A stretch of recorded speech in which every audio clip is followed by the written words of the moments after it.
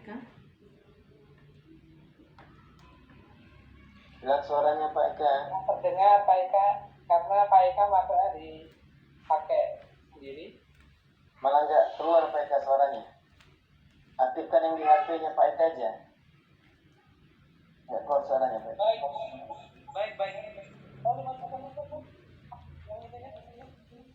Baik, selanjutnya kita persilakan kepada Abu Adian Ahmad MPD, saudaraku, mungkin dari pandangan ketua perempuan, ketua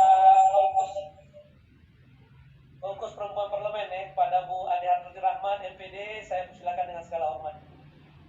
Terima kasih Pak Eka. Suara saya bisa didengar? Cukup jelas. Oke. Cukup jelas. Bismillahirrahmanirrahim. Assalamualaikum warahmatullahi wabarakatuh.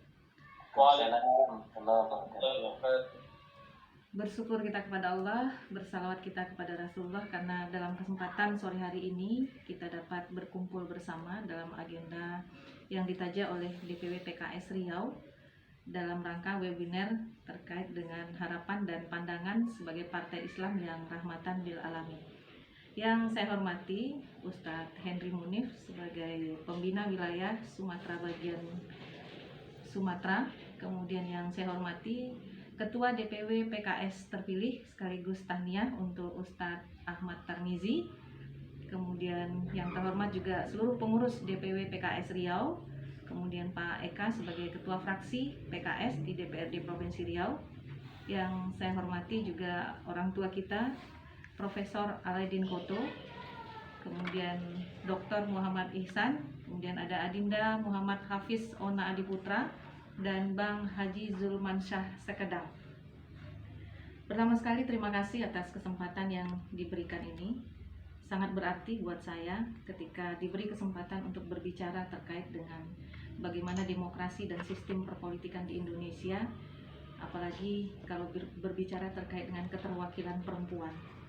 Sama-sama kita ketahui bahwa demokrasi yang ada di Indonesia itu telah menjadi pilihan yang terinternalisasi dalam sendi tata kelola pemerintahan kita, ditandai dengan kita melaksanakan pemilu setiap 5 tahun sekali. Kemudian juga bahkan demokrasi ini sudah masuk dalam sistem nilai untuk membangun suatu sistem politik yang berdasarkan kebebasan, kesetaraan untuk semua orang. Nah, berbicara tentang kebebasan dan kesetaraan, tentu ini ada kaitannya dengan keterwakilan perempuan di dalam partai politik maupun di dalam parlemen nantinya, dengan harapan bahwa perempuan-perempuan yang hadir, representasi perempuan di partai politik maupun di parlemen, mampu menjadi jembatan penghubung bagi kepentingan-kepentingan perempuan di akar rumput. Ini harapan kita bersama. Walau untuk saat ini ya keterwakilan perempuan baru sampai pada bicara terkait dengan jumlah, kuantiti, belum pada kualitas. Namun tentu hal ini menjadi perhatian kita bersama, di mana partai politik memiliki tanggung jawab penuh untuk pertama melahirkan perempuan-perempuan untuk hadir di dalam partai politik dan bahkan sebagai calon legislatif nantinya. Yang kedua, bagaimana partai politik juga memiliki tanggung jawab untuk mendorong agar perempuan mau terlibat penuh baik sebagai pemilih maupun yang dipilih dalam setiap kontestasi pemilu yang ada di negara kita.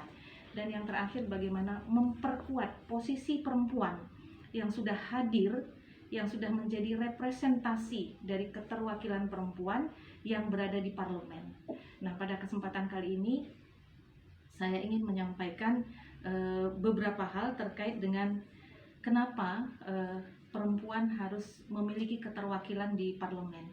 Hal ini tentu tidak terlepas dari budaya patriarki kita, kemudian juga tantangan dari sistem oligarki yang masih mengikat demokrasi kita, sehingga ini menyulitkan perempuan untuk bisa hadir secara fisik, secara nyata, baik di partai politik dan bahkan mungkin di parlemen.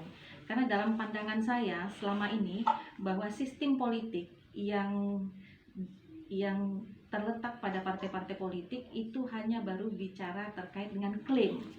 Jadi afirmasi action itu baru sekedar klaim dari partai politik bahwa kita punya kepengurusan perempuan 30%, kita mencalonkan perempuan 30%, itu baru hanya sekedar klaim bagi saya dalam kacamata saya sebagai seorang politisi perempuan. Nah, hal ini tentu menjadi tantangan yang cukup berat bagi kami perempuan. Yang pertama, untuk bisa menunjukkan kualitas, kemudian untuk bisa hadir, untuk bisa memperkokoh posisi di dalam partai-partai politik. Nah, harapan besar saya tertumpang pada PKS, bagaimana PKS dalam konsepnya menjadi sebuah partai Islam yang rahmatan lil alamin, yang berguna bagi sekalian alam, yang di dalamnya juga termasuk adalah kaum perempuan. Harapan besar saya bahwa PKS menjadi partai yang mampu mendobrak, karena saya lihat dari representasi kehadiran anggota DPRD baik di tingkat pusat, provinsi, dan kabupaten kota, PKS sudah memiliki bukti nyata bahwa keterwakilan perempuan tidak hanya lagi sekedar angka, tapi juga sudah sebagai sebuah fakta. Dan saya mengakui bahwa kader-kader perempuan PKS yang hadir di parlemen memiliki kualitas yang memang tidak bisa dianggap sebagai kualitas yang biasa. Nah, ini pandangan saya sebagai orang politik dan harapan besar saya sebagai salah seorang perempuan politisi dan sebagai ketua kaukus perempuan politik, bukan parlemen Pak Eka. Jadi ketua kaukus perempuan politik, tempat rumahnya semua perempuan politik berjuang, baik dalam hal regulasi. Saat ini kami sedang mendorong undang-undang pemilu yang mungkin akan disahkan di 2021 untuk lebih responsif terhadap kepentingan keterwakilan perempuan.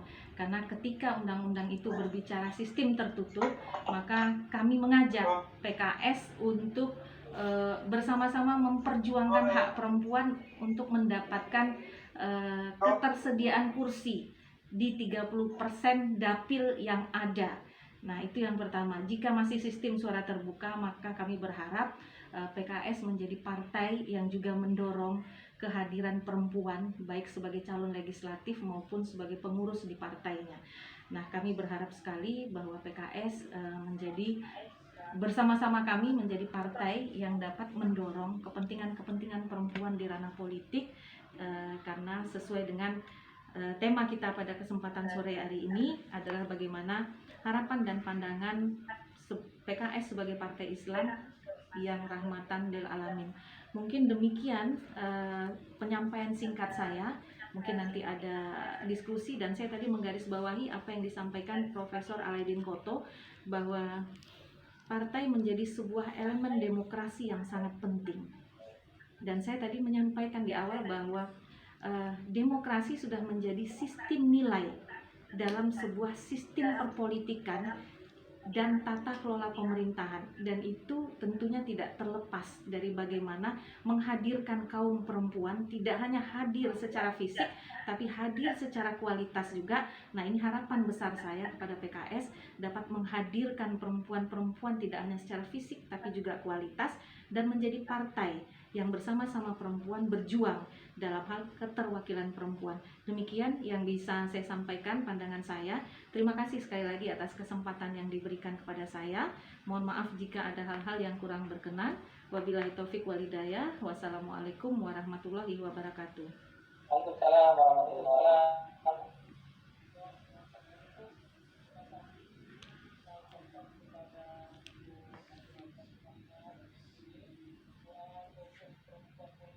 Baikkan suaranya kecil.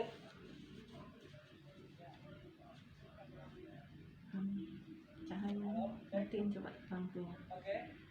Lampunya matiin aja. Baik, tadi pandangan beliau terkait Nah. dengan harapan sehingga kita ada ruang yang cukup besar untuk kaum perempuan bersama-sama dengan partai-partai yang lain, ya. Insya Allah ini alhamdulillah Bu Ade, kalau tingkat presentasi kita di Provinsi Riau ini 2 dari 7 anggota DPRD provinsi kita alhamdulillah perempuan, ya. Sama dengan saudara aku di PAN, kemarin juga terpilih 2 dari 7 juga, ya. Alhamdulillah. Dan saya senang ini Bu Ade sebagai ketua kaukus perempuan politik senantiasa mendorong ini. Mas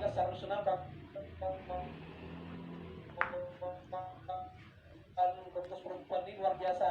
Bu Ade dan kawan-kawan termasuk di DPRD Provinsi Riau memperjuangkan hal ini. Terima kasih Bu Ade, menjadi catatan penting juga bagi kami ini di PKS insya Allah. Baik, selanjutnya kita mintakan pandangan dari